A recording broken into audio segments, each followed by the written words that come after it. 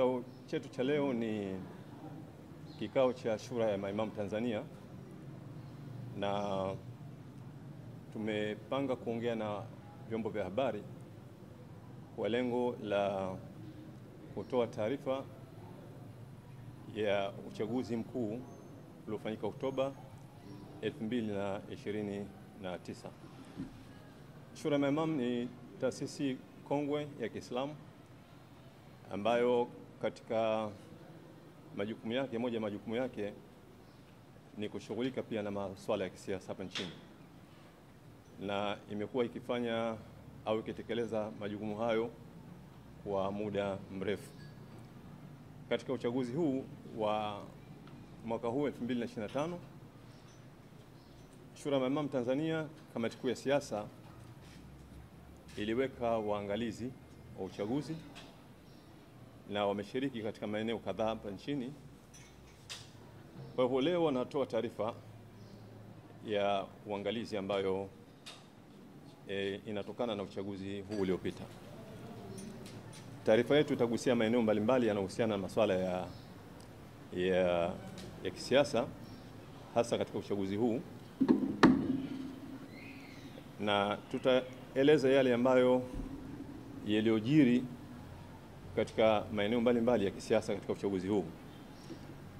Lakini hatimaye pia tutakuwa tuna tamko la Shura ya Maimamu kuhusiana na uchaguzi huu wa mwaka 2025. Eneo la kwanza ambalo tunazungumzia kile ambacho waangalizi walichoanza nacho kuangalia katika uchaguzi huu, kwa maana ile ya eneo kubwa la kisiasa. Kwanza kabisa ni swala la daftari la wapiga kura. Daftari la wapiga kura ni kitabu ambacho kinaorodhesha Watanzania ambao ndio hatimaye huwa wanafanya maamuzi ya kupatia watu uongozi wa nchi. Kwa mujibu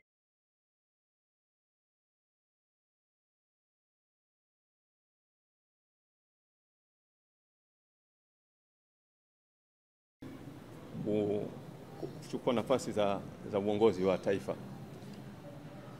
Kile ambacho tulichokiangalia au Shura walichokiangalia katika chombo hiki muhimu, daftari la wapiga kura, ni swala zima la uboreshaji wa daftari la wapiga kura. Daftari hili kwa mujibu wa sheria linatakiwa lifanyiwe uboreshaji, yani kulipitia mara mbili kati ya kipindi cha uchaguzi mpaka uchaguzi mwingine. Na lengo kubwa la kupitia daftari la wapiga kura ni kuangalia mambo kama manne hivi kwa ajili ya kuboresha. Kwanza kabisa huwa ni kuongeza wapiga kura wapya, kwa sababu katika awamu iliyopita kuna watu umri wao ulikuwa mdogo, hawa wanaingizwa, na kuna wale ambao hawakujiandikisha katika uchaguzi uliopita na wanaongezwa pia. Kwa hivyo lengo la kuboresha ni kuongeza wapiga kura wapya. Lengo la pili ni kuondoa majina ya watu ambao wamefariki katika kipindi cha uchaguzi mpaka kipindi cha uchaguzi mwingine. Huwa kuna watu wengi sana wanakuwa wamefariki. Na lingine huwa ni kuondoa majina yaliyojirudia mara mbili. Hili ni moja katika matatizo ambayo yako katika daftari la wapiga kura. Na lingine huwa ni watu waliohama kutoka eneo moja kwenda eneo lingine. Mara nyingi imegundulika kwamba watu hawa huwa wanatambuliwa pale walipokuwa wanaishi, lakini kule wakohamia pia wanakuwa wanatambuliwa vile vile. Lakini lingine huwa ni majina hewa ambayo huwa yameingizwa katika daftari la kupiga kura. Kwa hivyo lengo la kupitia daftari la kupiga kura ni kuboresha daftari la kupiga kura ili waweze kuwepo wanakura halali na kwa idadi ile ambayo ni sawasawa kwa wale waliojiandikisha. Taarifa yetu inaonyesha kwamba daftari la kupiga kura upitiaji haukuwa mzuri na bado lina matatizo makubwa haya ambayo tuliyoeleza. Eneo la pili ambalo kama watu ambao tulishiriki kufanya uchunguzi ilikuwa ni swala la chaguzi za ndani ya vyama. Katika chaguzi za ndani ya vyama, demokrasi ilikuwa inatofautiana kati ya vyama. Katika vyama vidogo inaonekana angalau demokrasi ilikuwa kubwa katika chaguzi za wabunge, madiwani mpaka urais vile vile. Lakini katika chama kikubwa, chama tawala, kulikuwa kuna tatizo kubwa. hasa katika nafasi ya mgombea urais, ambapo inaonekana kwamba kamati kuu ilibadilisha utaratibu wa katiba na matokeo yake ikawa hana mpinzani katika nafasi ile, na jambo ambalo lilileta mgogoro mkubwa sana. Lakini pia waliweza kubadilisha vifungu vya katiba ili kukidhi matakwa ya wakubwa, na yaliweza kubadilisha yale matokeo ya wapiga kura wao. Hili ni eneo ambalo linaonekana kwamba lilikuwa na matatizo au linatofautiana kati ya vyama na vyama. Eneo lingine ambalo tuliangalia ni swala la usajili wa mawakala. Hawa ni watu muhimu sana, lakini eneo hili pia tumegundua kwamba lina matatizo makubwa sana katika swala zima la uandikishaji wa mawakala, lakini swala la viapo, lakini swala vile vile la kutambuliwa mawakala pale ambapo wanapokwenda katika vituo vya kupiga kura.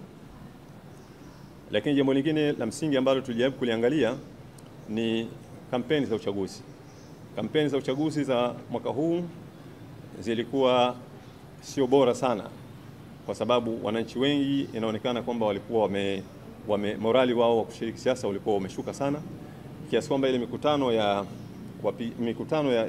kampeni ya vyama vyote haikupata ule msisimko mkubwa wala idadi kubwa ya watu. Chama tawala kwa sababu kilikusanya fedha nyingi sana, kwa sababu chenyewe kabla ya wakati wa kampeni walianza wachangisha fedha matajiri hela nyingi sana. Kwa hivyo kilikuwa chama ambacho kimeingia kwenye kampeni hali ilikuwa kiwa na fedha nyingi sana. Kwa sababu ya ule utajiri walikuwa nao, wao walilazimika kuitengeneza mikutano yao kwa kubeba wapiga kura. Na eneo mojawapo ambalo wamelitumia sana ni eneo la shule, wakichukua wanafunzi wengi kutoka katika mashule kwa magari kukodi na kuwapeleka kwenye mikutano ya kupiga siasa. Lakini vile vile hotuba katika kampeni hazikuwa na mvuto mkubwa sana, hasa katika hotuba za chama tawala, kwa sababu walikuwa hawana mambo mapya zaidi ya zile ahadi ambazo walizokuwa wamezitoa katika miaka ya nyuma, ambazo nyingi zilikuwa hazikutekelezeka. Lakini upande wa vyama vya upinzani, wao walifanya kampeni ya kuwatembelea, kampeni ya nyumba kwa nyumba ya kuwafikia wapiga kura, na huko walikutana na maswali mengi sana, walikutana na matatizo mengi ambayo waliyasikia kutoka kwa wapiga kura. Wengi walijaribu kulalamikia baadhi ya mambo ambayo miongoni mwa hayo ni yale ambayo ni majukumu ya serikali lakini wanapewa wao. Kwa mfano swala la kuzoa taka ambalo sasa hivi limefanywa kwamba ni jukumu la wananchi na wanatozwa fedha. Swala la ulinzi pia wananchi wanatozwa fedha vile vile, lakini walilalamikia ahadi nyingi ambazo zimetolewa kwa nyuma. Kwa mfano ahadi ya mama kujifungua bila kulipa malipo akiwa hospitali, lakini haitekelezeki. Matibabu kwa mtoto na mzee bila kulipa gharama halitekelezeki. Vile vile elimu katika mazingira magumu sana. Kwa hivyo walipokea malalamiko mengi sana kutoka kwa wapiga kura. Kwa kifupi, kampeni zilikuwa na sura hiyo za kisiasa. Baada ya kampeni tuliingia kwenye swala la upigaji kura. Upigaji kura ulianza Oktoba 29. Kitu ambacho kilichoonekana katika kampeni, kwanza kabisa kulikuwa na swala zima la kuwazuia mawakala wa vyama vya upinzani kuingia katika vituo vya kupiga kura, lakini mawakala wa chama tawala waliruhusiwa kuingia katika vituo vya kupiga kura, na hiyo ilitoa nafasi sana ya kuingizwa kura feki katika yale maboksi ya kupiga kura. Kwa hivyo mawakala walizuiliwa, na hata pale ambapo walipolalamika, lakini bado waliruhusiwa kuingia hali ya kuwa hawatambuliwi. Lakini kulikuwa kuna hali ya upendeleo vile vile kwa watu wa tume, ambapo kwa mfano kuna baadhi ya maeneo walikuja watu kupiga kura wakiwa hawana vile vipande vya kura, lakini walikuja hali ya kuwa wana barua ya utambulisho wa Chama cha Mapinduzi na wakaruhusiwa kupiga kura. Wakati tukiendelea kwenye zoezi la upigaji kura, waangalizi wakiangalia hiyo hali, kulitokea maandamano makubwa yalifanyika katika maeneo mbalimbali, na yalileta athari kubwa, kwa sababu kuna maeneo ambayo tunaweza kusema kama uchaguzi haukufanyika kabisa. Maeneo kama ya Ubungo, maeneo kama ya Kinondoni, huko ni eneo ambalo liliathiriwa kwa kiasi kikubwa sana na yale maandamano. Lakini pia kulikuwa na swala la mauaji, watu wengi inaonekana wameuawa katika siku ile ya maandamano. Kuna swala la watu ambao walijitokeza katika upigaji kura, walikuwa watu wachache mno. Katika baadhi ya vituo ambavyo wapigaji kura upigaji kura ulifungwa saa 10, lakini wasimamizi wa uchaguzi wakachukua maboksi ya uchaguzi wakaondoka nayo. Pamoja na hayo, lakini kuna baadhi ya vituo ambavyo vilivyoanza kuhesabu kura. Katika vile vituo ambavyo viliweza kuhesabu kura, lakini baadaye hawakufika mwisho, nao pia yale maboksi wasimamizi wakayabeba wakaondoka nayo. Katika vile vituo, baadhi ya mawakala waliwahi kuchukua zile hati za majumuisho, na waangalizi wa shura ya maimamu waliziona hati 4 za majumuisho ambazo zilikuwa na sura ifuatayo. Moja ilikuwa ni ya kituo cha Lumo Sekondari B4. Waliojiandikisha walikuwa ni watu 372, lakini waliopiga kura walikuwa ni 21. Na kituo cha pili kilikuwa ni kituo cha Lumo Sekondari A4. Waliojiandikisha walikuwa ni 429, lakini waliopiga kura walikuwa 34. Na kituo cha tatu kilikuwa ni Lumo Sekondari A5. Waliojiandikisha walikuwa ni 422, waliopiga kura walikuwa ni 14. Na kituo cha 4 waliojiandikisha walikuwa ni Lumo Sekondari CA. Waliojiandikisha walikuwa 423, waliopiga kura walikuwa 23. Kwa hivyo unaweza ukaona kwa kiwango gani wapiga kura walikuwa wachache sana katika maeneo ya kupiga kura. Kwa hivyo uchaguzi wa safari hii au uchaguzi wa mwaka huu ulikuwa ni uchaguzi ambao ulikuwa na mwitikio mdogo sana ukiangalia katika ile hali halisi inayotokana na nyaraka, lakini yale ambayo watu tumeshuhudia kwa macho vile.